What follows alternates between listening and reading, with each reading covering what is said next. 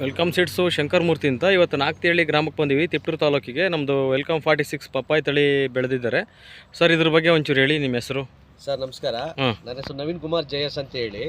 ನಾಗ್ತಿಹಳ್ಳಿ ಕಸ್ಬಾ ಹೋಬಳಿ, ತಿಪ್ಟೂರು ತಾಲೂಕು, ತುಮಕೂರು ಜಿಲ್ಲೆ. ಸೊ ನಾವಿಲ್ಲಿ ಪಪ್ಪಾಯ ಹಾಕ್ಬೇಕು ಅಂದಾಗ ವೆಲ್ಕಮ್ 46 ಸೀಡ್ನ ನಾವು ತಗೊಂಡ್ಬಂದು ಪಪ್ಪಾಯನ ನಾಟಿ ಮಾಡಿದ್ದೀವಿ. ನಾಟಿ ಮಾಡಿ ಹತ್ತತ್ರ 1 ವರ್ಷನೇ ಆಯಿತು. ಹೆಚ್ಚು ಕಡಿಮೆ ನಾನು 5 ಕಟಾವು ಬೆಳೆ ಕಟಾವು ಮಾಡಿದ್ದೀನಿ. ಹಣ್ಣು ತುಂಬಾ ಚೆನ್ನಾಗಿ ಬಂದಿದೆ, ಇಳುವರಿನೂ ತುಂಬಾ ಚೆನ್ನಾಗಿ ಬಂದಿದೆ, ಪ್ಲಸ್ ತೂಕನೂ ತುಂಬಾ ಚೆನ್ನಾಗಿ ಬಂದಿದೆ. ಈಗ ಇದು ವೆಲ್ಕಮ್ 46 ನಿಮ್ಮ ಪ್ರಕಾರ ಕ್ವಾಲಿಟಿ ಆಗಿದೆ? ಈಗ ನಿಮ್ದು ಕ್ವಾಲಿಟಿ ನಾನು ಇಷ್ಟು ದಿವಸ ನೋಡಿದ ಮಟ್ಟಿಗೆ ತುಂಬಾ ಚೆನ್ನಾಗಿದೆ ಸರ್. ಫ್ರೂಟ್ ಎಲ್ಲ ಸೆಟ್ಟಿಂಗ್ ಎಲ್ಲ ಹೆಂಗಿದೆ? ತುಂಬಾ ಚೆನ್ನಾಗಿದೆ, ನೀವೇ ನೋಡ್ಬೋದು ಸರ್. ಫ್ರೂಟ್ ಸೆಟ್ಟಿಂಗ್ ನೋಡ್ಬೋದು. ಆಮೇಲೆ ಇದಕ್ಕೆ ಡಿಸೀಸ್ ಕಡಿಮೆ ಸರ್.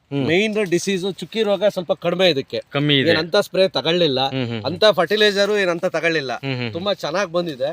ಪ್ಲಸ್ ಹಣ್ಣು ತುಂಬಾ ಚೆನ್ನಾಗಿದೆ, ತಿರುಳು ದಪ್ಪ ಬರುತ್ತೆ, ತುಂಬಾ ದಪ್ಪ ಬರುತ್ತೆ. ಬೇರೆ ಹಣ್ಣಿಗೆ ಕಂಪೇರ್ ಮಾಡಿದ್ರೆ ಇದು ಹಣ್ಣು ತಿರುಳು ದಪ್ಪ ಬರುತ್ತೆ. ಈಗ ಸೈಜು ಎಲ್ಲ ಸೆಟ್ಟಿಂಗ್ ಎಲ್ಲ ಈಗ ಹೆಂಗೆ ಚೆನ್ನಾಗಿದೆ? ಸೈಜು ನಾನ್ ನೋಡಿದ ಮಟ್ಟಿಗೆ ಪಪ್ಪಾಯ 3 kg ಒಂದೊಂದು ಪಪ್ಪಾಯ ಬಂದಿದೆ ಸರ್. 3 kg ಮೇಲೆ ಬಂದಿದೆ ಒಂದೊಂದು ಪಪ್ಪಾಯ.